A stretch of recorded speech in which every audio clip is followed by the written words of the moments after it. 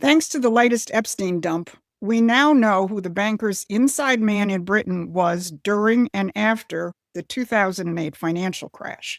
Here's the most important snippet from the latest document dump.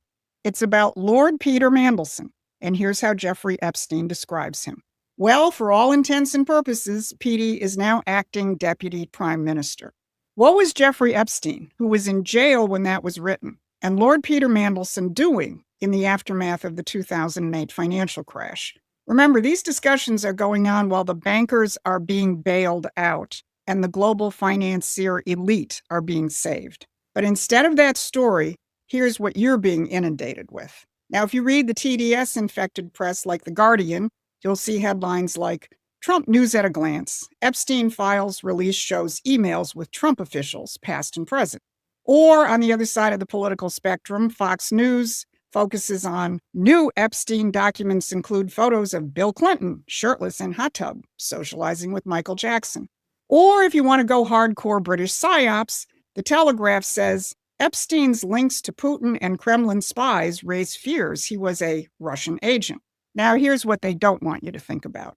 The 2008 financial crisis was never really solved. The banks got bailed out at the expense of the American taxpayers and the economy.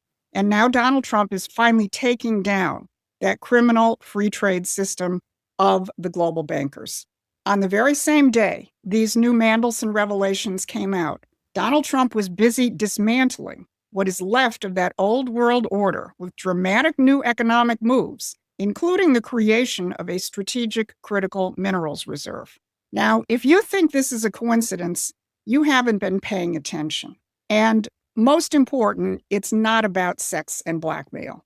I'm Susan Kokinda, and for months, I've been telling you that the big reveal in the Epstein files was about Peter Mandelson and how it had more to do with the 2008 financial collapse and the banker's empire than it did plane trips to an island. So if you want to get above the noise and get the deeper story, hit the like, share, and subscribe buttons so we can stay in touch and we can reach more people. We're going to look at three things today.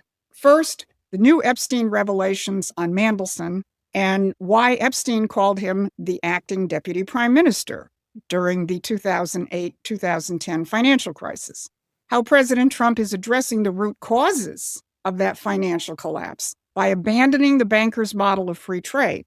And third, how Project Vault, the new strategic mineral reserve, is a powerful reassertion of American economic sovereignty.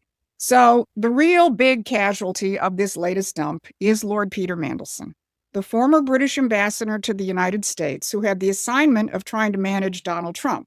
That didn't work out so well. His was one of the first heads to roll in the first Epstein file release. He was forced to resign as ambassador. But now this new file dump has forced Mandelson to resign both from the Labour Party and to leave his seat in Parliament. And a few minutes ago, this headline just dropped. How King Charles could strip Mandelson of his peerage. Now, to the extent the American press has even mentioned Mandelson's resignations, they portray it as another disgusting episode in the world of jet-setting perverts. But that's only the subplot. They don't want you to look at the main storyline. Mandelson wasn't just socializing with Epstein. He was a top-level policy operative embedded in the British government, and the new files show devastating evidence that in 2009 and 2010, right in the middle of the financial crisis, Mandelson was leaking highly sensitive government information to Jeffrey Epstein. We're talking about advanced knowledge on bailouts and asset sales. Epstein was providing his clients with more than sexual services. Epstein was the fixer, Mandelson was the inside man. Remember, here's what Epstein told Ghislaine Maxwell in June 2009. That little Petey, which was his actual nickname for Mandelson, was for all intents and purposes practically the deputy prime minister. The real story is about policy. Perversions are the tool of the trade. So here's a few of the highlights of what little Petey did for Epstein. In June of 2009, he sent him a Downing Street memo on a £20 billion asset sale and said, interesting note that's just gone to the prime minister. 2 months later, he leaked a confidential banking memo 4 seconds after receiving it. In May of 2010, he tipped off about a 500 billion Eurozone bailout, saying, This should be announced tonight, just leaving number 10. And on May 10th, he gave Epstein advance notice of Gordon Brown's resignation. The prime minister finally got him to go today. But it gets worse. Mandelson wasn't just leaking, he was fixing. In one of the newly released files, Mandelson advises Jamie Dimon, the head of JP Morgan, on the need to mildly threaten the Chancellor of the Exchequer. This is how the post-2008 system actually worked. A network of fixers, bankers, and political operatives, ensuring that governments served financial institutions with bailouts, not national interests. Epstein connected the money, Mandelson opened the doors. And now the system that protection racket served is being challenged by Donald Trump. So when you see little Petey resign now, it's not because of compromising pictures of him and his skivvies. The acting deputy prime minister of the globalist order has lost his mandate because the financial system, which was kept on artificial life support by the post-2008 bailouts, is being dismantled. Now, since he came back into office, Donald Trump has been taking a jackhammer to the globalist system. His new Fed chair appointee has gone on record saying that the perpetual bailout policy of the Fed post-2008 was a disaster, and he's going to end it. Treasury Secretary Scott Bessent has said the mission of the government should be to support the real economy and household incomes, not the financial system. And now President Trump is cementing new trade deals, which throw free trade in the crapper. Now, the mainstream media wants to present Trump's policies as chaotic and disruptive, and it argues that it's the Europeans and people like Canada's Mark Carney who are the adults in the room. But let's look at who is failing their populations and who's actually protecting them. Now remember, just less than 2 weeks ago in Davos, Canada's Mark Carney and the EU's Ursula von der Leyen defiantly told the world that Europe, Canada, and the middle powers would forge their own way without Donald Trump's United States, and they would continue to carry the banner of free trade and windmills. Von der Leyen stood up on stage and boasted that the mother of all trade deals between the EU and India was coming, and it was signed on January 27th. As promised, that deal was based on the twin pillars of free trade and the fraud of climate change and green energy. But less than a week later, President Trump closed an American deal with Prime Minister Modi's India. In addition to reducing tariffs on both sides, which will go down to zero for U.S. exports to India, the deal announced a huge purchase of American goods by India. President Trump announced it in a Truth Social post. He said, the Prime Minister also committed to buy American at a much higher level in addition to over $500 billion of U.S. energy, technology, agriculture, coal, and other products. $500 billion in purchases from key sectors of the American physical economy. Now circle back to the European deal. They got no specific purchase commitments, hoping that the magic of the marketplace will, I guess, do its magic. And it's not just India where the globalists aren't faring so well with their trade deals. The EU trade deal with South American nations in Mercosur has sent Europe on fire. Tens, if not hundreds of thousands of farmers are demonstrating in Brussels, Paris, Ireland, and elsewhere because that deal will bring cheap South American products into Europe and wipe out what is left of their farmers. And let's not forget ex-central banker and now Canadian Prime Minister Mark Carney, who went to China last month and came back with a trade agreement that will open the Canadian market to Chinese EVs and finish off what's left of the Canadian auto industry. So much for the Europeans being the responsible adults defending the rules-based order from Donald Trump, the disruptor. Now, if you're beginning to realize that you're not hearing this from the mainstream press or your favorite influencers, you need to head over to Promethean Action and get our free newsletter. President Trump doesn't need a bunch of Monday morning quarterbacks second-guessing his every move.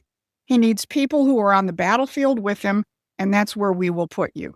Because the need to get up above the noise and see the real fight can't be made any clearer than what we've already shown you.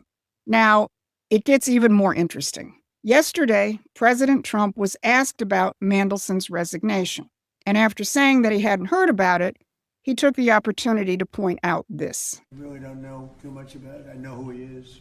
It's too bad. Speaking of Epstein, I will say this.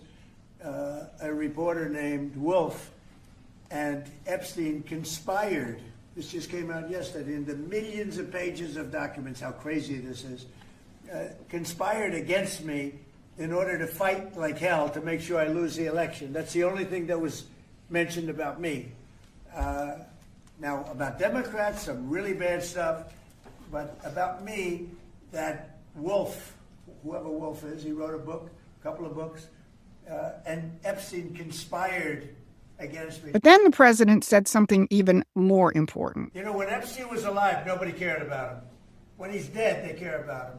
But it's really a Democrat problem. It's not a Republican, it's a Democrat problem. The only problem Republicans have is that we have to get back to, number one, running our country, and then number two, very importantly, letting the public know what a great job we're doing.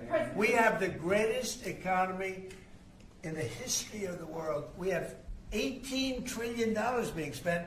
The record was $3 trillion many years ago, not by us, by another country. I won't say the country. Now, let's talk about how President Trump is building the greatest economy in the world. It is by rejecting everything that Mandelson and Carney and von der Leyen have spent their careers protecting, and by returning to the American system. You've been told your economic choices are free trade capitalism or some version of big government socialism. You have to choose one or the other. Let the markets destroy your living standards or let the government spending increase inflation. The American system is neither. It partners the government with private industry in ways that foster actual physical production. And on Monday, President Trump announced a stunning example of that. He announced Project Vault, the creation of a U.S. strategic critical minerals reserve supported by the Export-Import Bank. And here's how the head of the Exim Bank described it. Thank you, Mr. President. The President gave us a very clear directive. By clear directive, it was much more of an order for us to figure out how to, for the first time in American history, create a strategic critical minerals reserve in a way that would benefit the non-military manufacturing complex. And the challenge was enormous, not simply because it had never been done before, Mr. President, but we knew that you expected us to deliver in a big way, in a way that was scalable, in a way that was designed for long-term success, and in a way that would help revitalize our domestic mining industry. But most importantly, most crucially, that it not be subsidized by American taxpayers. And so that's exactly what we've done. Mr. President, what you've announced today is a truly uniquely American solution. It brings together our capital markets, which are the best and biggest in the world, with our manufacturers, our innovators, our miners, all pitching in to make this possible. Now, if you understand American economic history, you'll recognize what's happening here. The Exim Bank is being transformed into something resembling a mini national bank, a public-private partnership where government credit is directed towards strategic physical production, not financial speculation. And credit means the money gets paid back with interest. Now, Secretary Scott Bessent drilled down on the systemic importance of this. He's saying that we will no longer be a nation left to the mercy of a globalist-run free trade system. As you always say, economic security is national security, and a country does not have sovereignty if we don't have control of our critical minerals, don't have control of our steel production and our industrial base. And thanks to the work of everyone here through your leadership, this was a public-private partnership that only you could have assembled, and we are taking back our sovereignty, and we are going to have this Vault project, a strategic mineral reserve. And I can't tell you how innovative and exciting this is, and the level of security it is going to give us going forward is phenomenal. So let's look at what we covered. For decades, power came from controlling the money, controlling the free trade system, and subjugating nations and populations. Mandelson and Epstein were cogs in that imperial machine. Trump and his team are muscling that system aside and restoring the American system. A system you aren't even supposed to know about.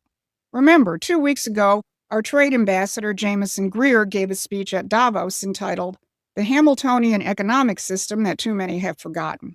Now, here at Promethean Action, we never forgot the American system.